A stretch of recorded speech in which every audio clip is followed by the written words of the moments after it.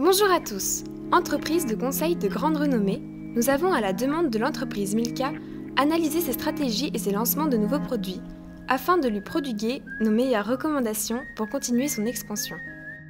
Nous allons tout d'abord vous présenter la marque ainsi que sa stratégie, les échecs et les succès de cette dernière et enfin nos recommandations. Les matières choisies pour ce travail sont le marketing et la stratégie. L'histoire de Milka commence en 1901 lorsque le nom est déposé par le chocolatier suisse Suchard. La tablette Milka trouve très vite sa couleur mauve et le packaging, petit à petit, se rapproche du design que l'on connaît aujourd'hui. En 1973, la vache Milka est créée. Elle deviendra alors un symbole fort de la marque. Au cours de son histoire, Suchard et donc par extension Milka a fait partie de nombreux groupes différents. Avant 2012, la marque appartenait au géant Kraft Foods, puis le groupe effectue une scission de ses activités européennes et nord-américaines. Milka se retrouve donc du côté européen chez Mondelez International. Milka a développé plusieurs gammes au fil des années. Les biscuits et gâteaux moelleux, les boissons chaudes, les confiseries de chocolat, les tablettes comprenant aussi les tablettes extra gourmandes, ainsi qu'une gamme spéciale pour les enfants.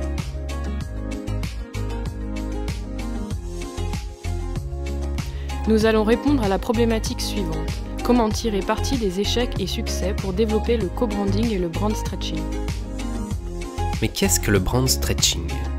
Il s'agit d'une politique ou d'une stratégie par laquelle une entreprise utilise une marque déjà installée pour lancer de nouveaux produits ou de nouvelles activités, afin de pérenniser la marque en question. Géraldine Michel, professeure à l'IAE de Paris et experte en marque, nous dit à ce sujet.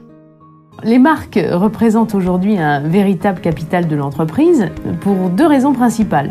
Alors, tout d'abord, elles ont une forte notoriété, mais aussi elles ont une image dans la mémoire collective, ce qui leur permet justement ensuite de pouvoir se développer et d'apporter une richesse auprès des entreprises. Elles vont les étendre sur de nouvelles catégories de produits dans lesquelles elles n'étaient pas présentes auparavant.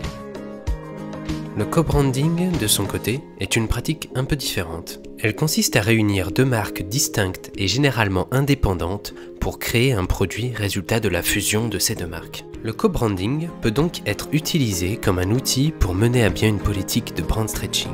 En effet, une marque peut se servir de la légitimité d'une autre sur un marché donné afin de pouvoir rentrer plus facilement sur ce dernier. Pour comprendre dans quel contexte se décident les orientations stratégiques, nous ferons l'analyse des forces, faiblesses, opportunités et menaces qui s'appliquent à Milka. Une des forces de Milka est sa notoriété, puisque 97% des Français connaissent cette marque. Membre du groupe Mondelez, Milka peut bénéficier du soutien du groupe. Un partage de connaissances existe alors entre les différentes marques qui profitent d'un soutien technique et financier. Les faiblesses de Milka peuvent être la perception par les consommateurs d'un produit de qualité moyenne. Sa cible de consommateurs est aussi très précise puisqu'elle est associée aux familles avec enfants. Les opportunités pour la marque sont le développement du snacking comme nouvelle tendance de consommation. Au niveau économique, Milka bénéficie d'un marché du chocolat stable. La marque récemment implantée au rayon des biscuits profite également d'un segment en croissance. La marque doit cependant faire face à certaines menaces. Nestlé, Lindt, Côte d'Or, la concurrence sur ce marché est très intense. Les consommateurs font davantage attention à leur alimentation et cherchent à consommer des produits plus sains et respectueux de l'environnement. L'analyse du SWOT permet de définir les orientations stratégiques prises par la marque. Celle principale est la différenciation des produits, où l'innovation est au cœur du processus. Les points clés sont la R&D et le marketing. Ainsi, Milka développe son image de marque via la communication et de nouveaux produits avec le brand stretching et le co-branding. En 2012, Philadelphia, la marque américaine de cream cheese, tente un partenariat avec Milka pour proposer une pâte à tartiner au chocolat, Milka Philadelphia. Ce produit est un moyen pour Milka de s'implanter sur le marché du frais et au moment de consommation du petit déjeuner. Malheureusement, le cream cheese ne fait pas partie des habitudes de consommation des Français, pour qui le chocolat ne se consomme pas avec du fromage. Milka Philadelphia n'arrive donc pas à s'imposer aux côtés du géant Nutella et ses 84% de parts de marché. Ce produit a été un échec et a désormais disparu du marché français.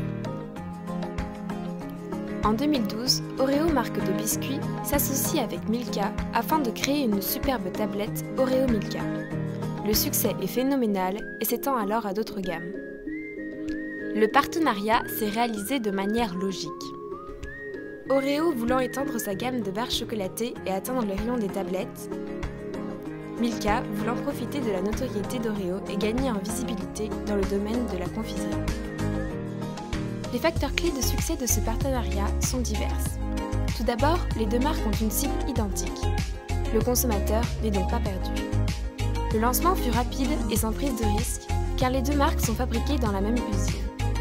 Enfin, l'innovation est un facteur clé pour se démarquer sur le marché des tablettes où la concurrence est rude. Tout en faisant attention à certains points de vigilance, nous conseillons à Milka de continuer le co-branding et sa stratégie de brand stretching.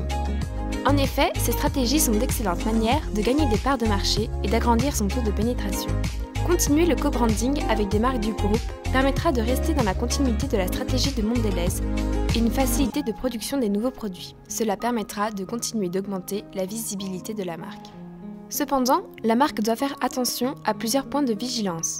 Ne pas trop se disperser, se poser la question de sa légitimité dans le choix de nouveaux secteurs, faire attention à la cible visée, préférer des partenariats avec des marques adaptées et qui possèdent des valeurs communes, et se lancer petit à petit sur de nouveaux marchés. Voici quelques idées de co-branding que pourrait réaliser Milka. Milka peut tenter d'ouvrir sa gamme vers le marché des céréales pour continuer sa progression dans les produits du petit déjeuner après le succès avec Tassimo. En effet, les barres de céréales sont divisées entre les produits pour les enfants tels que Frosties ou Choc-à-Pic et les barres qui ont une image plus saine comme Fitness. Granny, quant à elle, est une marque avec une connotation plutôt intermédiaire. Sa cible recherchée est les jeunes adultes. Cela se rapproche de la clientèle envisagée par Milka. Le co-branding entre les deux marques serait en accord avec la stratégie de Mondelez pour être le leader du snacking. Et Milka pourrait redynamiser le marché de Granny via une bonne communication. Il existe un risque pour ce concept, car l'image de Granny est proche d'une alimentation saine qui est à l'opposition de la gourmandise de Milka. Il faudrait donc réaliser un marché test pour vérifier la cohérence de ce co-branding auprès des consommateurs. Une autre proposition de co-branding peut se faire entre Milka et Mikado. La cible de ces produits correspond aux familles avec des enfants comme pour Milka. L'entreprise Lu a su garder une technique de fabrication secrète qui assure le côté unique de la gamme. Et la marque Mikado innove depuis ces dernières années. Cela coïncide avec la stratégie de différenciation de Milka. Suite à ces recommandations, nous pouvons conclure qu'il est nécessaire pour Milka de se démarquer afin de conserver son image de marque et se pérenniser. L'innovation et l'intégration au sein du groupe Mondelez ont été des facteurs clés de succès pour son expansion et ont permis de renouveler sa gamme de tablettes de chocolat. Milka a donc su prendre de nouvelles parts de marché au rayon des biscuits. Grâce au co-branding et au brand stretching, Milka peut s'étendre davantage sur de nouveaux marchés, comme celui des barres de céréales, tout en prenant soin d'éviter de reproduire les mêmes erreurs qu'auparavant.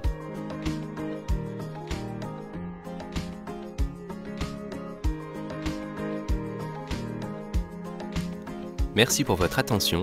Avez-vous des questions ?